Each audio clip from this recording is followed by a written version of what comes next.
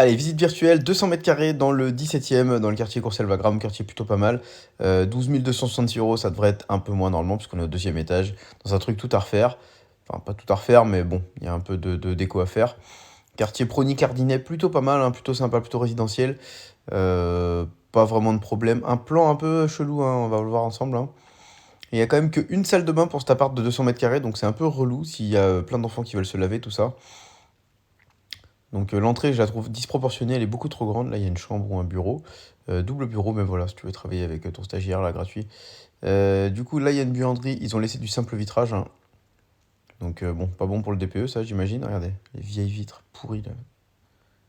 Ouais, c'est pas du boulot, ça. Alors, du coup, salle de bain, salle à manger vaste avec des œuvres d'art partout. Salle à manger qui communique, bien sûr, avec le salon. J'ai essayé de regarder ce que c'était ça, j'ai pas compris, je dois être teubé, je crois que c'était un plan, un truc à Léonard de Vinci et tout, mais en fait rien à voir.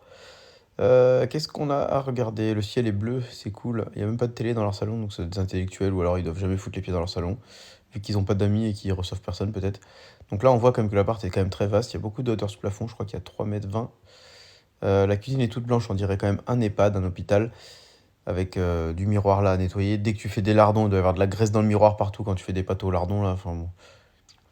J'ai des sacrés problèmes dans ma life, hein. Donc bon, voilà. C'est à rafraîchir quand même, hein, même si c'est plutôt propre.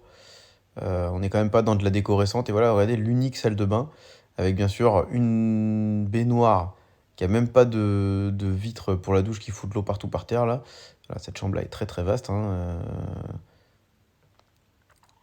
Voilà. Peut-être pas trop de soleil non plus ici, je sais pas comment c'est l'orientation, mais il semblerait que ça casse pas des briques non plus. Bon, l'appart est pas mal, mais 12 200 euros du mètre carré pour un appart qui n'a même pas d'extérieur, ni de parking. Bon, ça me paraît un peu cher, il n'y a qu'une salle de bain en plus.